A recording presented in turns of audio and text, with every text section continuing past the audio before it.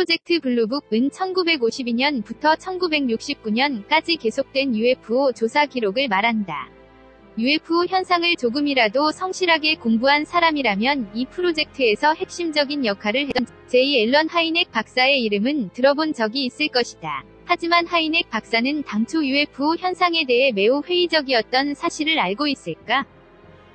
하이넥 박사는 1910년 5월 1일 하래 혜성이 지구에 가장 접근하기 직전에 시카고에서 태어나 1986년 4월 27일 혜성과 함께 75세의 나이로 세상을 떠났다.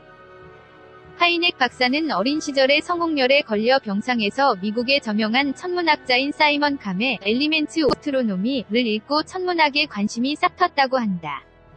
1932년 시카고 대학에서 천문학 석사 학위를 취득하고 첫 번째 아내 마사 알렉산더와 결혼했다. 천문학 박사 학위를 받은 후 오하이오 대학에서 교편을 잡았다. 골수 천문학자였던 하이넥 박사에게 전환기가 찾아온 것은 바로 이 무렵 제2차 세계대전 중에서 고속으로 비행하는 이상한 발광체, 통칭 푸파이터의 존재가 보고되기 시작해 1947년에는 세계적인 UFO 붐이 직접적인 계기가 됐다. 케네스 아놀드 사건이 일어난 무렵이다.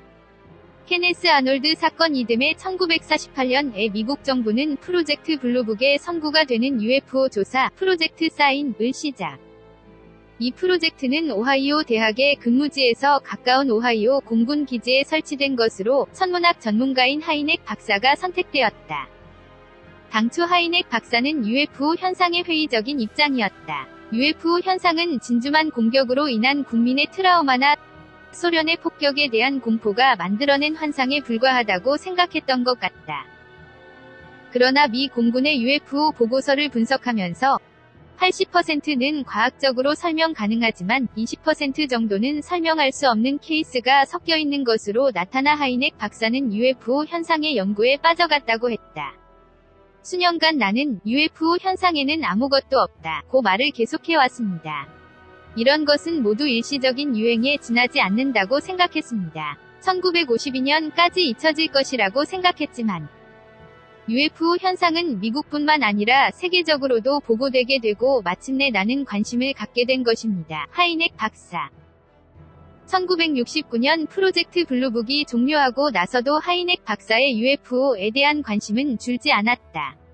대학에서 교편을 잡는 한편 1972년에 수많은 UFO 현상을 과학적으로 분석한 책 더 UFO 익스피리언스 A 사이언티픽 인콰이어리를 출판.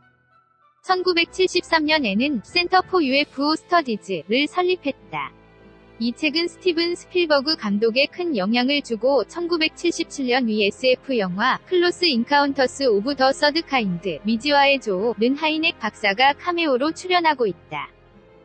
또한 영화의 제목이기도 한 클로스 인카운터 근접조호는 이 책에서 하이넥 박사가 UFO와 근접조호를 3단계로 분류한 것에 유래하고 있다.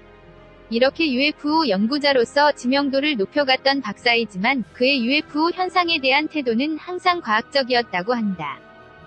두 번째 아내와의 사이에 생긴 아이 폴 하이넥 씨는 아버지인 앨런 하이넥 박사에 대해 다음과 같이 말하고 있다. 아버지는 UFO 연구로 알려져 있습니다만 그 전에 그는 과학자이며 천문학자였습니다. 우리에게 과학에 대한 사랑과 세계를 배우는 것의 중요성을 이야기하고 있었습니다. 아버지는 UFO 현상에 뭔가 있다고 생각했지만 외계 생명체의 존재에 대해 단정하지 않았습니다. 차원간 이동 혹은 더 이상한 현상이라고 생각했던 것입니다. 추종자가 되었다고 믿고 있지만 이것은 큰 오해입니다. 폴 하이넥 씨